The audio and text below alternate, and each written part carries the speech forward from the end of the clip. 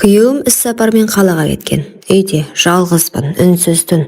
Үстімдегі жеңіл жамылғымен мені де, ойымды да жалаңаштап тұрғандай. Тәнім соңы не боларын білсе де, біреудің ыстық құшағын аңсап тұрғанын сездім. Кенет есік сықыр етті. «Кешір, терезең ашық тұр екен, жел кіріп кетер дедің бе?» деді бір таныс дауыс. «Қайным». «Иә, ауылдан келіп ағасының үйінде қонып жүреді. Мен тек көрпені жаба салайын дегенмін». Қолындағы көрпе тіземнен сырғып жоғары көтерілді. Сол сәтте ар ұятта тән де үнсіз қалды. Көрпе бойымды түгел жапты, бірақ иісі, сол иіс менің ішкі жан дүниемді қозғалтты.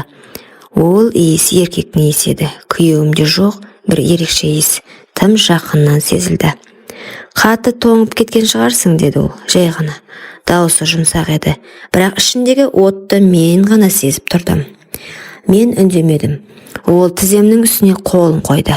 Қолының салмағы емес, жылуы ішіме сеніп кеткендей. «Шынымен де, сен жалғызсың». Мен көзімді жұмдым.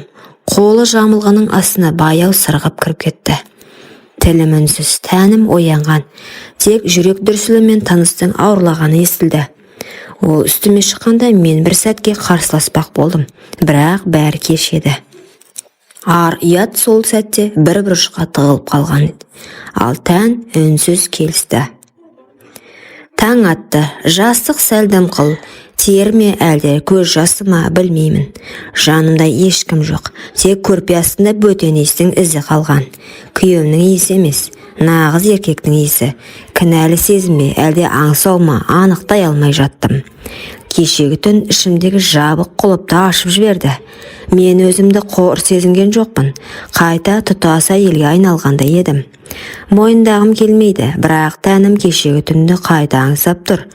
Жүрегім емес, тәнім сөйлеп кетті. «Кешір мені, күйеуім. Сенде осы үнсіздік, осы от болмаған секілді». Кенет есік ашылды. Ас үй жақтан қайнымның даусы естілді.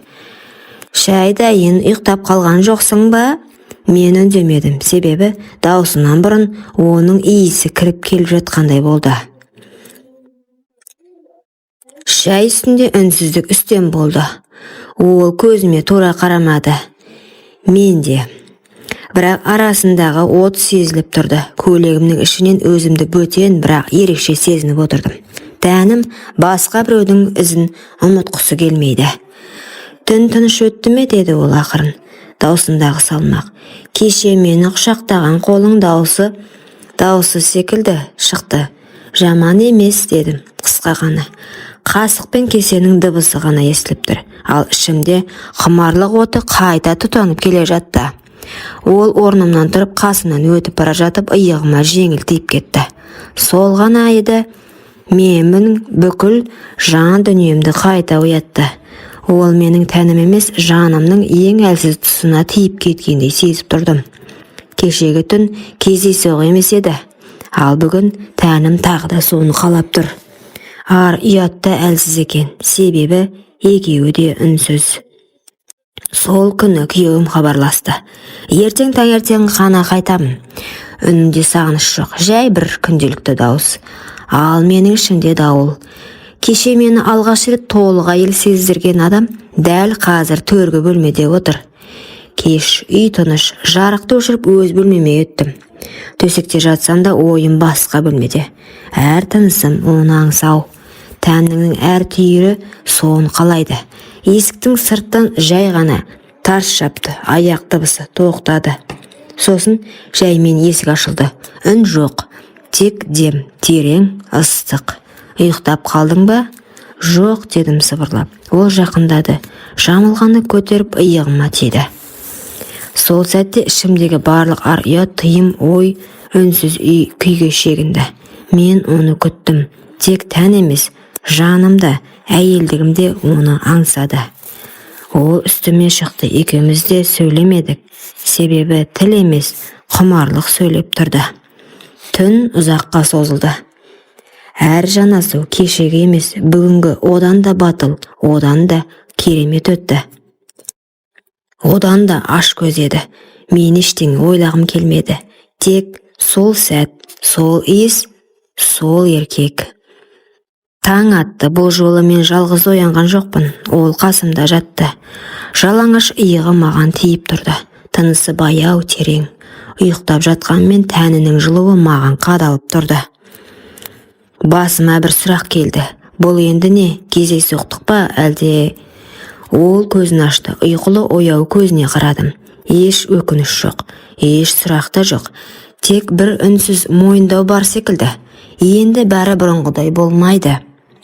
Орнынан тұрды, үстіне футболкасын асығыс киді де маған қарады. Кешір деді, жай ғана. Бірақ бұл кешір мені емес өзін ақтау еді. Мен басымды изедім, үнсіз.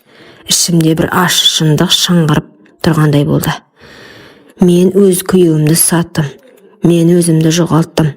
Бірақ сол сәтте бір бөлек шындықта ішімнен күбірледі.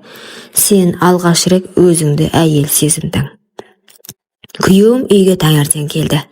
Әдеттегідей жымиып кірді, құшақтап сүйді. Бірақ мен сол сәтте оның иісінен бөтене иісті іздеп кеттім. Қайным дастархан басында үнсіз отырды. Бұрынғыдай емес. Екеумізде көз түйістірмедік, бірақ ішімізде бір-бірінің барлық сырын біліп отырғандай сезілді.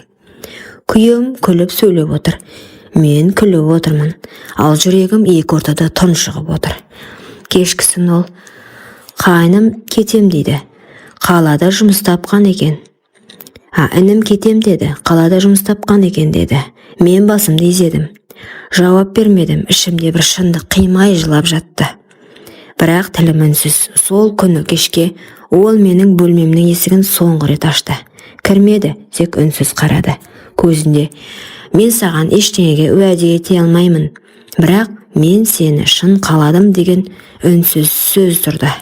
Мен де көзімнен жауап бердім. Мен де, бірақ өмір бойы біз қалағандай болмайды. Ол үнсіз бұрылып кетті. Ал мен сол сәттен бастап бір түннің құпиясын өмір бойы жүрек түкпіріне бекіттім. Себебі ар ұят үндемесе де жүрек ешқашан ұмытпайды. Әттең, күйеуім қайным сияқты бола алғанда ғой, кейде адам ақылмен емес, тәнмен өмір сүріп жатқанын кеш түсінеді. Сырттай бәрі бүтін. Үйім бар, күйеуім бар, бірақ бір нәрсе жетпейді. Жетіспейтін еркек. Күйеуім мені сүйеді, бірақ сүйіспеншілігі сабырлы, салқын. Мен әйел ретінде еркектің құшағында еріп кетуді аңсаймын. Ол міндетіндей ғана өтейді. Көзіме қарап не сезініп тұрғанымды түсінбейді. Ал қайным қараған жанарынан бастап құшағына дейін мені аңсау бар. Бір рет, бір-ақ рет сезіндім оны. Бірақ сол бір түн мені мүлде басқа әйелге айналдырып жіберді. Түнде күйеуімнің құшағында жатып қайнымды ойлау күнә екенін білемін. Бірақ ой тоқтамайды. Тәнім оның жанасуын, демінің ыстығын, сенімді еркектің аңсайды. Мен ажыраса алмаймын, күйеуімді қимаймын. Ол менің өткенім, бірақ қайным менің әйелдік болмысымда оятқан тыйымды қалауларым. Екеуінің ортасында тұрып қалдым. Арым мен аңсарымның арпалысында үнсіз ғана өртеніп келемін. Құрметті оқырман, өмірден алынған шынайы оқиғаларды тыңдағыңыз келсе, менің арнама тіркеліп, лайк, комментарий жазып қолдап кетіңіздер. Келесі кездескенше.